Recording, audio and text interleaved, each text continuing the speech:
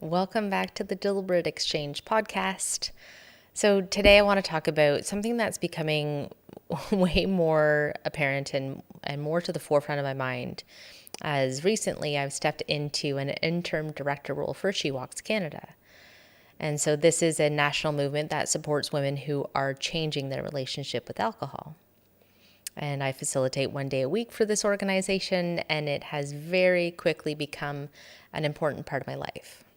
On those calls, and certainly in this new role, I'm thinking about my relationship with alcohol and how can I use my experience, my knowledge to help prevent maybe even just like 1%, but of course, hopefully more, of the suffering and wrestling with the alcohol and the ups and downs and all of that for the women in this community and beyond.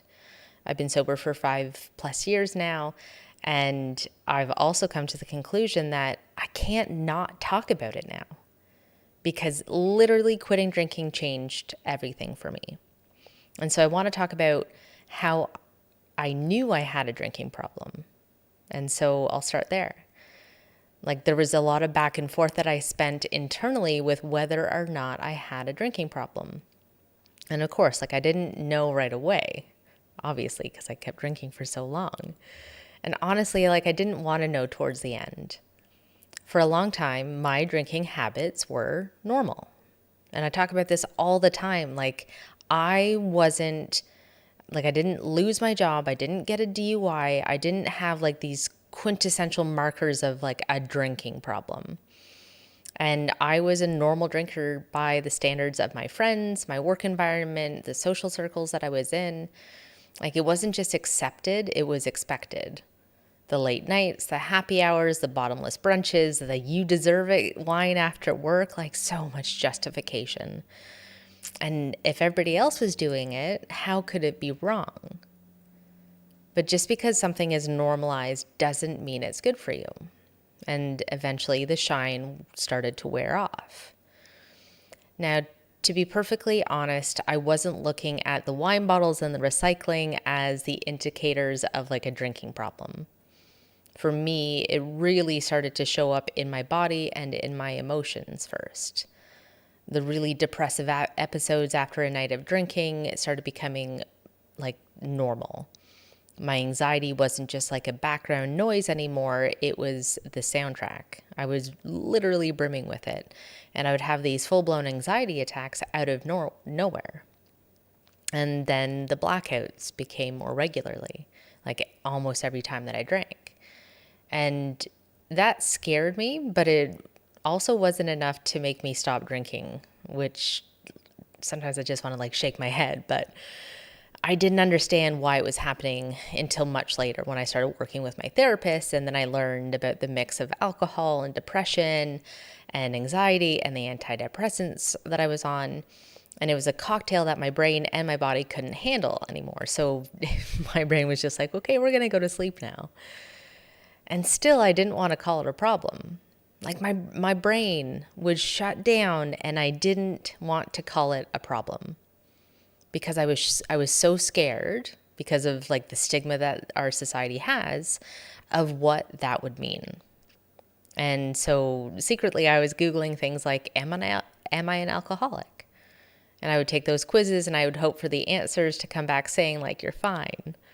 I would justify that what moderate intake means. And then I would make these Sunday promises like this week is going to be different and I'm not going to drink till the weekend or only on special occasions, or maybe it was just wine or maybe only 2 drinks. Like, I was always negotiating, which in itself is exhausting, and it never worked. Because the truth is, anytime you're bargaining with something that consistently makes you feel like shit, that's a problem.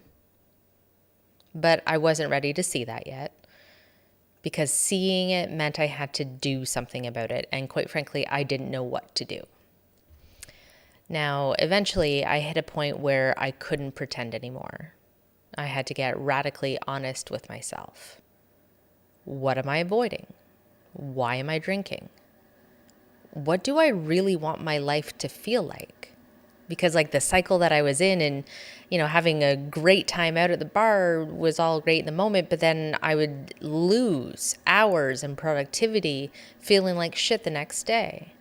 That wasn't my idea of living.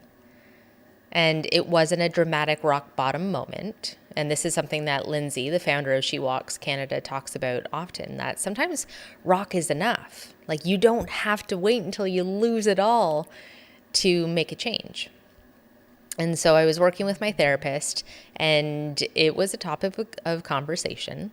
And like, she was very poignant in asking, like, what is your relationship with alcohol and how are you using it? And so I was sharing with her my use and the fears that I had about being labeled as an alcoholic. And she suggested that this was more of an emotional and a social dependence on alcohol, which made me feel a lot better. And because I had a few stops and starts in there in this particular journey, when early 2020 came around, this time it was more like a quiet, steady knowing, like, this isn't working. And I want something more. I wanted more for myself. And choosing more, choosing real, choosing grounded, a present, fully me, has changed everything. And that's a life that I'm going to choose every single time. And I build in a lot of reflection into my day, like it's part of my checkpoints in life. And it's kind of refreshing, to be honest, to be open to reflection instead of numbing or quieting it. Without a shadow of a doubt, my life would not be what it is now if I hadn't quit drinking. If I hadn't made that singular decision, I wouldn't have moved back to my hometown.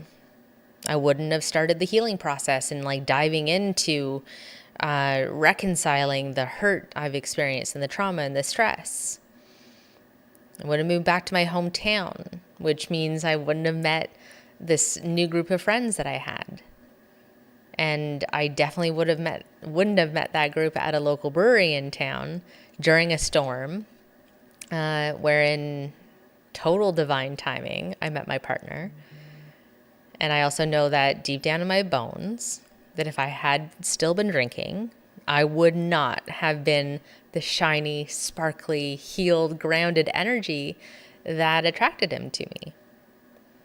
And you can listen to how we met in the interview that I had with Kevin, and I'll link it in the show notes. It's one of my favorite stories, and such a beautiful reminder of like, when you pour into yourself, when you love yourself, really good things happen. And he is one of them. But going one step further, if I hadn't quit drinking, it means that I wouldn't have built this house that I'm in right now, that we built together. And I wouldn't see and talk to my parents nearly every single day. And I wouldn't have this sense of rootedness, of clarity about who I am and what actually matters. Like, it's all connected, and that one decision changed the entire direction of my life. And then I get these like little reminders of the gratitude and magnitude of this decision that I made. Glimpses into the life that I live now. And like, it's ordinary magic. Like, we're not talking like anything super crazy here, but these are the moments that I'd be missing if I were still drinking. And like, you can file this under, I couldn't do this if I was still drinking kind of deal. So for instance, this past week, it was a Thursday night and it was 7 p.m. and we had a job to get done early Friday morning that needed fencing. And we found that there was some fencing on sale at Princess Auto. So I was able to jump in the car and headed down there to pick up that fencing. Now, like, this isn't glamorous. Thursday night heading to Princess Auto isn't like wild or anything. But I was still so proud, because that's, building a fence is in one hand representative of continually building our life together, right? And that I'm focused and capable. But I'm also reminded that I wouldn't have been able to do that before. I'd either be out drinking or recovering or disconnected and foggy and overwhelmed. And that version of me couldn't show up for a Thursday night fencing run with as much presence, happiness, and peace that I experienced. Like, legitimately, I was driving to Princess Auto thinking about the fact that, like, how awesome is it that I can just jump in the car at any point and do what I want without worrying about the Uber or, like, am I okay to drive? So I get to show up now for all of it. And I don't take that for granted. And so if you are listening to this and something in you is stirring, if you've been asking yourself the same quiet questions that I once did, I want you to know this. You do not have to wait for rock bottom. You do not have to justify your decisions to anyone. You don't have to label anything.